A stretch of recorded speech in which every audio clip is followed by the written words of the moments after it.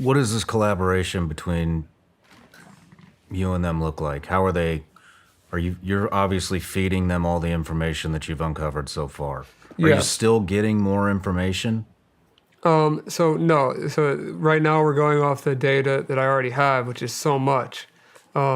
Especially with Nathan Larson's websites. The one we're focusing on at the moment is rapey.co and .to. So anyone that was on that list is going to be investigated. We have all of their information or ways to find it. So we're just going to go down that list, keep exposing them in person, and we've found quite a few already. So it's only going to get more extreme, especially as the team gets bigger. And hopefully we do some justice, put some more in prison, uncover some secrets. How are you guys? So they sent me. So this interview is timed perfectly. When Project Veritas starts to release this information, we're right behind them. We've talked to them. We're collaborating with them. Mm-hmm. We want to just dump gas and amplify what you guys are doing to get this word out. So what does this collaboration look like between you and them? You're feeding them the information, and then how are they reaching out to these guys, and how are they getting them to come in and confess to this stuff? They have their own ways of dealing with undercover operations and like filming undercover. But when we find the information on the people, we're going off the database, we're taking the information per user, we're tying that to what we have some archived images of when the website did exist. So we could say this user said this at this time or replied to this at that time, figure out who that user is, and then organize a team to go out there and meet them. But the process of finding out who they are is called OSINT, or Open Source Intelligence. And Project Veritas has been doing that already for years, as well as me. I specialize in OSINT, and obviously being a hacker, it just comes with the territory.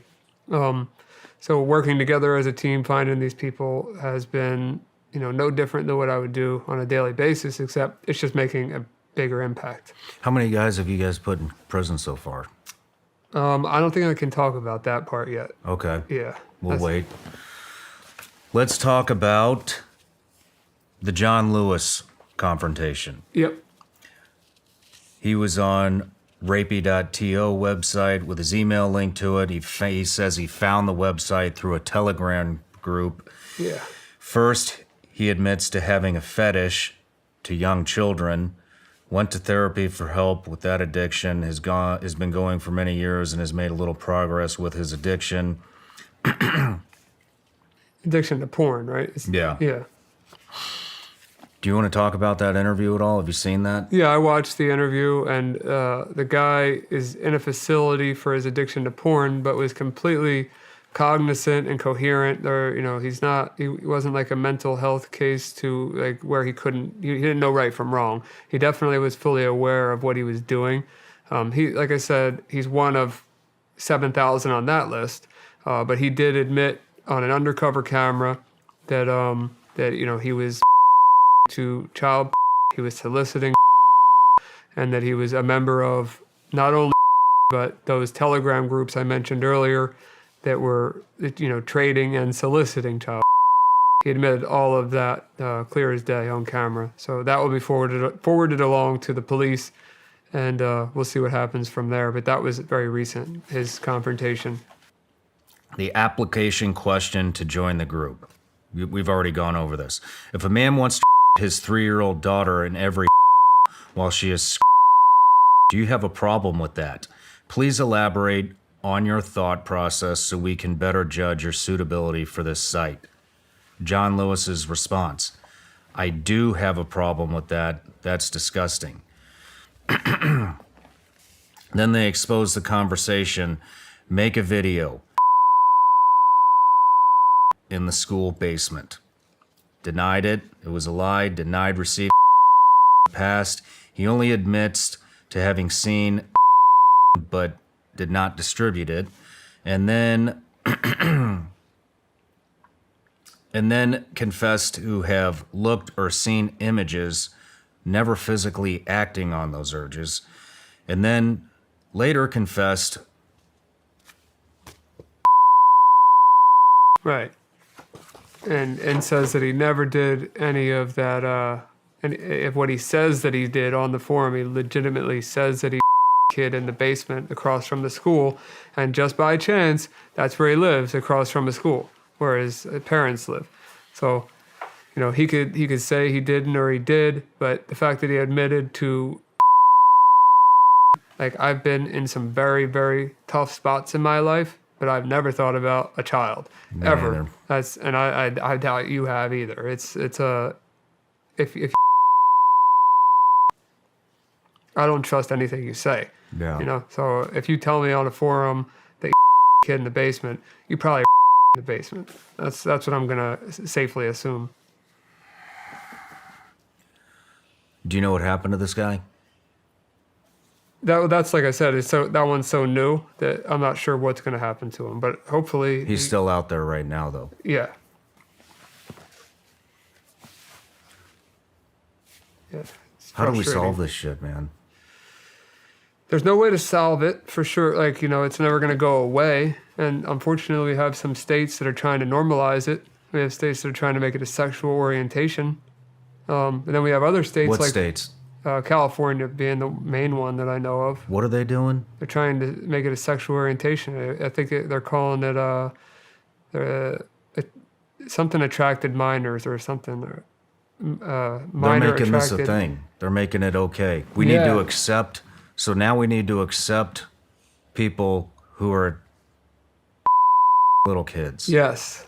That's what they're trying to do. We need to accept that now. Yeah, California is one state that they're trying to make it part of a sexuality to be attracted to children. It's a sexuality to be attracted to children. Do you know any of the other states that are doing this? I could Google it, but California is the main one that I know of. Not surprising. Yeah, not surprising. Not surprising at all. Yeah, so that blows my mind that's even a thought. And then there's people that defend these guys as it's a mental illness, it's a sickness, it's this, it's that. I don't care what it is because it affects somebody else. It's going to ruin somebody's life forever. Why do you think these states are pushing this shit? I don't know. But Florida, I'll give you a good example. I mean, DeSantis is trying to pass a bill to issue the death penalty for sex crimes against children. From what I understand, that's in place. Is that in place now? Is it locked in? It must have been recent if so, but... I don't want to misspeak, but the way I understood it is that it is in there now, and that if you're doing this shit and you get caught, they're going to fucking kill you. I love that. Why is it... That should be the case everywhere, in my opinion. Why are all the Democrat states trying to legalize this shit and make this normal? I don't fucking understand that. I don't know. I don't know how you can vote for that shit. I don't know how you can affiliate with that shit. I don't know how you can think it's okay. It's fucking disgusting. Yeah. Yeah, I agree with you. It's like, but they're how do we stop normalizing that? kids. Yeah. And they're creating people and to people defend are them. voting this shit in. Yeah. Fucking Gavin Newsom got recalled and they voted him in again. And look at this shit. Now he's making this shit normal? I mean, I hate to get fucking political, but what the fuck is wrong with these people? I agree with you. It's I can't explain. I wish I could. I wish I could explain why we just got a message in 10 seconds in a random chat room from a 47-year-old man wanting to.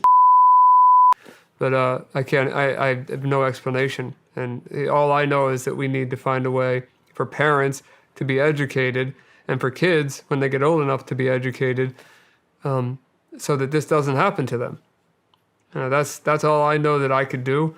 And the only other thing I know I could do outside of educating parents, schools, children, is help some organizations out that human trafficking and victims of any type of sexual assault, whether they're children or adults. Like I have the resources and the team and the skill set to be able to help people. I just need those people to be put in place, as well as, let's say, parents monitoring their child on an app I have some ideas in my head for apps, but I don't want to plug a specific app if I don't know if it's great or if I can trust them. So, Well, even if you don't plug even if you don't plug an app, Ryan, what do these apps do? Like, so if I put this app on my son's phone, what do I get? So you're going to know where he's at all times. You're going to be able to read his text messages. You'll be able to check his app usage. You'll be able to, lock down certain parts of the phone that you don't want him to be on. And, just basically as if you have access to the phone, but you have more access than him. It's really more, I think it's more important to do that and have your kid aggravated at you than, like I said, the latter. Yeah, I mean, I would 100% agree with you. I mean, So do you know the basically, these statistics apps. with the 1 in 10 people before the age of 18 are sexually assaulted, and 40% are 12 years old or under? I didn't know that. Yeah. I mean, that's 40%. 40% are under 12. So it's important to do this stuff, So with these apps, so the way I'm understanding what you're saying is, if I put one of these apps on anybody's phone, I basically get control, just like you were talking about earlier, of people's computer. I can control everything they're doing, what they're It's looking like at. a commercial remote access Trojan. How easy is it to manipulate the app? I mean, because here's my concern. I'm getting old, and my son's going to be a lot more tech savvy than I am. Right. So he's going to learn how to defeat that. Yeah, for sure. So I don't think that it's going to be easy as of right now. I know it's not easy. I know of one that my uncle is using, and it hasn't been beaten by his daughter. So I don't think it'll be that easy. Nothing's impossible, but they could always get on a computer, which there's other ways to protect the computer. If it was me as a kid, maybe I'd get a little more crafty because that's what I like to do. I like to hack computers. But I don't know. It would stop me and make me second guess what I was doing if I knew my parents or parent was watching everything that I was doing online. I would second guess my conversations and who I talked to. Damn, man. This shit is... Because I'll give you one example. A guy was talking to our decoy. This is like the second or third person that we caught. Talking to our decoy in a normal chat room, not like that, like regular social media site, and was using a photo of some guy that was in a band as his profile photo, using a fake phone number, fake age, and a fake name. And we were like, we can't find information on him. Like, we can meet up with him, but we're not going to know anything about the guy. So we eventually got the decoy to get the guy to send pictures of his face. And he sent some real pictures of his face. I was able to find him on the internet, found his real name, found that he was not the age that he said, not the name that he said. That he wasn't even using his real photos. He booked a hotel room.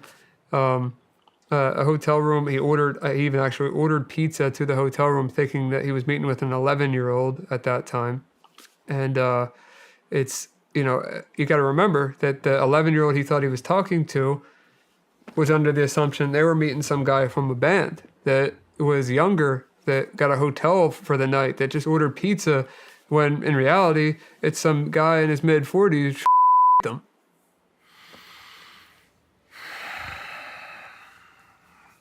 It's unbelievably messed up. Let's take a break. I need a break.